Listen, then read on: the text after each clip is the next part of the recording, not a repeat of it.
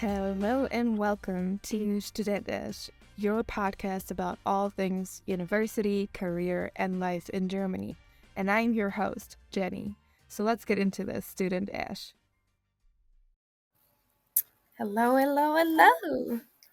Today we're speaking with Ankita. Ankita is the president of Degas Bayreuth. Before we get into any topics and anything, would you like to introduce yourself for us? Sure. Hi, Jenny. I'm Ankita. I'm from New Delhi, India. And right now I'm in Kulmbach. I study at the University of Bayreuth and I study food quality and safety. That's a totally new master's program which started like 2 years ago. And I'm in Germany for this 1.5 years. It's an interesting story why I wasn't there for like the whole time of my master program, which I'll tell you a little bit later. Oh, okay. That sounds fascinating. Tell us a little bit about how your journey from New Delhi was to Germany and why you decided to start volunteering, as that's the topic of our episode today. Okay, so let me tell you a little bit briefly about what I was doing earlier. I was working as a chemistry teacher in a high school. I was doing this, but during Corona crisis, of course, I started working online. It wasn't really fun. And that's when I decided maybe I should challenge myself, maybe I should do something better. And that's why I ended up finding this program and I came to Germany. But that wasn't easy because I got my visa luckily on time. I packed my bags, and 3 days before, suddenly there's a travel ban thanks to Corona. I'm like, oh my God, what just happened? I have my whole life wrapped around in two bags, and I now cannot leave for an indefinite period of time. So that did happen. And that's what led me to all this volunteering. You were already stressed out and was like, "Oh, let me add some more stress on that and more tasks to do." No, maybe it was a way of me to deal with that stress Mm, because otherwise I'll just sit at home and stress. So rather do a little bit of volunteering and not think about it. that is true. That is true. Like I already mentioned, you're the city chapter president or the president of Degas Bayreuth, which also is quite an intense volunteering position. Um, have you had other experiences with volunteering before you chose to have this time intensive one? Yeah, actually, when I was in India itself, I started working as a member of the student council because that was my only way to keep connected with my classmates who were here in Germany and somewhere, and the others were like at different places around the world. So everybody had problems, issues, and especially with this online format, that was like crazy. So there was somebody who needed to connect and communicate with the professors and the classmates, what problems are there or what issues we're facing. So that's how I started, and I think I started having fun doing that. Maybe you can call me a weirdo for saying that, but that's who I am. No, I mean it's good if it was fun as well. It wasn't only stress and work. And while doing that, I also then got this extended, the student council thing extended for a year completely. After that, when it was about to end, I was thinking, okay, now what am I going to do with all this free time that I'm going to have? So that's when I came across Dagis, and I was like, okay, maybe. And that's how Dagis Bayreuth started because there was no city chapter before that. Oh, so you started the entire city chapter. Yep. That is very impressive and also quite what I would imagine an intimidating task. Actually, it was. I was a little bit scared, but then there was Mika and there was Arushi, and they both were like, "It's okay, it's fine, it's a new city chapter. You can just do it." And they motivated me a lot, so it went on. Like you already kind of hinted at, it's not like you have to do everything by yourself. There still are people to support you if you start a new city chapter, and it gives you some freedom to be creative and do things your way. So it also has some perks. That's true. But sometimes it's alone, it's just you doing all the work on Instagram as well as organizing an event. So it's a little bit scary if people will turn up or not. But thank God, luckily I had some friends, so I can count on them. I'm not gonna be alone in that event. But things worked out in the end. So I'm glad to hear that. I'm glad to hear that. So you already kind of hinted at your reasons for starting to volunteer after you arrived in Germany. Can you tell us a little bit more about your reasons? Okay, so like volunteering is actually kind of fun if you see it another way, because you're in a different culture. You have friends, then friends could also be from different places, and if you all together volunteer for a particular event, that could really be a different experience altogether, something that you've never done. For example, there was this Spartan race here in Kulmbach, and a university sent us out emails that maybe you could volunteer, maybe you could volunteer. Nobody responded except me. So I got into this Verpflegung station where you were. It was outside the cities that they took us. We arranged food and everything, and I was volunteering with another woman who was German, who did not speak even a single word in English, Oh and I wow. could speak basic German, not the high level one, but somehow there was a proper connection between both of us. We were able to communicate. We had fun the whole day. They were at least running all around, and there were people who were like, "Oh, you're so nice, you're giving us food," and it feels very good. That okay, Um, people are very nice to you, and people from all around the world. Somebody is from Austria, somebody is from London probably, and they're running that particular race, they're completing that track. so you basically, in a way, it kind of helped you to connect with the people. Exactly, because I had that fear of speaking in German, and probably I had to speak, good, bad, whatever, but I have to speak. So that's how I think I dealt with my fear. So that's good. I mean, so you got uh, the aspect of like overcoming your fear of talking German out of it. You got to connect with some other people. Was that like your intention going into the volunteering position? Because like sometimes we do something in hopes of getting a certain thing out of them. Not really. I didn't think too much about it. I was like, is it going to be fun? Is it going to be weird? I don't know, and I'm alone, but let's just do it because I've always read about people doing volunteering at this event, that event. So I was like, let me try this. Why don't I try it? Even if I fail at it, what do I have to lose? That is true. That is true. So I just tried. You tried and you did it well, apparently. From I hope I everything you did. told I me. had some fun in it, and it was like a natural place where I wouldn't have gone by myself. But it Hmm. was like in the middle of nowhere, 10 kilometers out of the city where people are there. It was fun. You could see deers running around. Where would have seen that? Yeah, I can definitely relate to that experience. Um, some years back, I applied for like a what in German is called a freiwilliges soziales Jahr, where you volunteer for 1 year, and I did it abroad.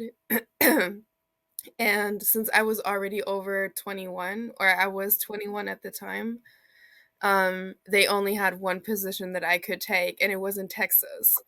And I was like, I don't want to go to Texas. Because like I had all these stereotypes about like, the stereotypes you have about Texas. And then on top of that, it was like volunteering with like juvenile delinquents, and I was like, oh, I don't know if this is really what I want to do. So I was really worried about it, but I did it at the end, and it was a great experience. Like I personally would say it helped me grow as a person a whole lot. I learned a ton about myself. Um, I mean, obviously, it was like a different context because I was there to volunteer for the entire year, so that was very um, it took over my entire life basically for that 1 year. But I mean, your position at Dagus and also your positions at the student council and the Spartan race, would you say that also kind of helped you grow as a person or taught you things about yourself? Definitely, because had I not done that, I wouldn't be that confident. Now, if I have to go and talk to a person, maybe even on the signal, I can say hello, I can smile. Otherwise, it used to be so weird. In Germany, when you see people walking across, people smile at you and say hello. That hello wouldn't come out of my throat. I was that scared. So that was really very helpful. And that's how I also decided that maybe I should work at a restaurant or somewhere where I get to speak more with people. So I worked in the as a kellnerin, and that's where I removed more of my fear because people will come with all different accents, different ways, and I improved how to listen to the different kinds of people and yet be happy. Otherwise, when you have things that are rushed, sometimes you get very tense. So I think I also learned with this particular job to be very patient, and like things don't get on my nerves now that easily. Not as easy. They still do, but They do, but not that easily, I mean that's like dealing with improvement. stress basically. That That's is the word always good. That I is would say. really good. Since you also already mentioned like your job or like job hunting in general, would you Mm. say that your volunteering experience has helped you with job hunting? Like, do employers ever like ask you about your experience with that, or like has it helped you in any way in that Uh, sense? of course, because people would like to know if I can interact, if I can do this. Soon after writing my master's thesis, right now I'm in the fourth semester. Once I'm done with it, I'll start looking out for internship positions. So now I feel more confident. At least I know that if I get through to an interview, I can speak up. I can speak maybe in English or German. I can try. Not sure about that one. But yeah, I feel that that would be really helpful because I can say, oh yeah, I did this, I did that. So it definitely shows people that yes, I can speak up, I can be there, and I won't be afraid. And that confidence really comes from doing things and not just thinking at home, yeah, okay, I can do it. Yeah, that is true. And it also shows that you have a lot of initiative. You don't just wait and see what happens. You actively go out and do things to like make more experiences, challenge yourself and grow. And that also says a lot about you. So I can definitely see how employers would like to see that on your resume. Oh, thank you. But I mean, it kind of is like a lot of different things to juggle at the same time. Like you have your university responsibilities, you have your job, and on top of all of that, you volunteer. How do you manage to balance all these things? Google Calendar. That's what I would say. Other than that, just keep doing things. Whatever that makes you feel good about it. You don't have to do it for the sake of doing it. Do it because you want to do it. Because if something becomes a compulsion, it gets boring. It should be willful. Like in summers, if you volunteer, it's like, oh yeah, I'm gonna be in nature, natural surroundings. So that's a reason that brings you there. Rather than thinking of, okay, I'll get this out of this. Maybe that could get a little bit boring. Yeah, true. Like I'm basically in the same position. That's why I'm asking because I study full time. I have my job at Degas, obviously, and then I volunteer at a prison, and I have to visit my client. Like basically, he would want me to come every week, but I don't have time for that. So I visit him like bi-weekly. And it does get overwhelming, even though it's not as time intensive as Degas is, or being the president of Degas.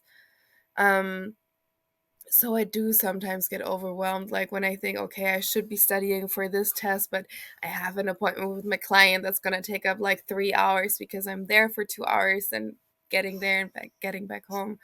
So it can get really overwhelming. So what you said is really important, I think, to find something that you enjoy doing and kind of remind yourself as to, yeah, why you're doing it, why you're enjoying it, what it teaches you basically as well. So And I would like to add one more thing. Sometimes you'll have to, let go of things. You have to decide what to catch on to, what to let go of. You can't fulfill all the things that you wrote in your diary. You wrote 20 things. If you can do 15 happily, be happy and sleep. You did not fail. no, that is very good. Do you have any last advice you want to give to our listeners? I would say that do what you wanna, that what you like. If you like animals, go to animals. If you're good with people, do something with people. Whatever is more important for you, because you need to enjoy. That's when you love volunteering. Otherwise, it will just be a necessity, and you won't feel like doing it anymore. Yeah, that is true. That is very, very true. I would say if you want to volunteer, maybe start with smaller things. Like Mhm. volunteer for maybe one time, two time, and see if you have interest. Then maybe you can volunteer for a little bit longer. That is a very good advice to basically test it out and see if it suits you well and also how flexible like the organization might be. Because I mean, like in my case, like I said, it was like a full-time thing. I worked like 40 hours a week. So that was all or most of my life in Texas I was working. Very intensive, I would say. I would Oh, go yeah. crazy with 40 hours. Maybe not my thing. I mean, to be fair, they were very accommodating when it came to like vacation days or like if I Mhm. wanted to get off early because I wanted to do something. They were very accommodating in that sense. And at least we had like German vacation days because American vacation days is like I think 2 weeks in an entire year. Oh, Yeah, okay. and German vacation days are like twice as much. So. Yeah, I But was. I have one question for you. Yeah, sure. Since you said you volunteered in Texas for like 1 year, so I'm pretty sure you made lots of friends there as well. Yes and no. Okay. Like the thing was, or like the mistake that I made was, um, the organization that organized everything. They had two different locations in Texas, Mhm. and they were only an hour apart, and each location had three German volunteers. So I was living with two German roommates, and at the time my boyfriend was at the other location with two more Germans. So we kind of did made the mistake of only hanging around in our group. I mean, we did get like Texans are very friendly. They're very like inviting, so we were invited to like barbecues or like watching football together or like to Thanksgiving. Um so we made some friends there, but it's not as close as it could have been. And that in part is because I mostly hung out with the other German volunteers, which don't do it. If you volunteer abroad, actually mix with the locals, have friends there. I mean, I'm still in contact with some of the people there, but yeah, I wouldn't say I have like super close friends in Texas, unfortunately, which sucks. But I still love it. I still miss Texas itself. So yeah, it But you has. made lots of good memories there. That's Oh, all for that sure, matters. for sure. I don't regret any second of that year. In like from what I would say, it's definitely like the best year of my life, which always sounds like super cliche, but it just is. Because like I said, I learned so much about myself. I even learned a lot about Germany, ironically, because I mean before then I didn't really get out of like my state that much. So I was like unaware of how other people perceive Bavaria because that's where I'm from. Um I was like pretty unaware of like local differences when it came to dialect. Like my boyfriend at the time, he was from Hamburg, and like he would say words, and I would just look at him like, "What are you talking about? I don't understand what you're saying." Like, and we were both speaking German, so yeah, I just learned a lot. And it also it that year in Texas basically was the impulse for me to study what I am studying now, because I wanted to understand what paves the way for people to like become criminal, quote unquote, or to be like institutionalized in these ways. So yeah, very very very good experience. I don't regret it. That's nice. Yeah, it is, it is. I think that's a positive note for us to end on. Thank you, Ankita, for taking your time to be here. Thank you for having me. I Of had course. fun talking with you. I did too, I did too. I mean, it's always fun talking to you. So Thank but yeah, you. I appreciate it greatly that you took your time out of your busy, busy schedule to talk with us about your volunteering experiences and like what you got out of it. And yeah, hopefully motivate some other people to volunteer as well. Alrighty, then that's it. Thank you for tuning into this week's episode. Studentisch is brought to you by DEGIS, the German Association for International Students. DEGIS is building the largest community of international students and is inviting you to become a part of it. You can find new friends, gain work-related experiences, and get supported by, as well as give support to, other internationals in Germany. To join your new community, click the link in the description or alternatively visit degis.info. Also, don't forget to follow us on social media and obviously follow this podcast so you don't miss out on any of the episodes.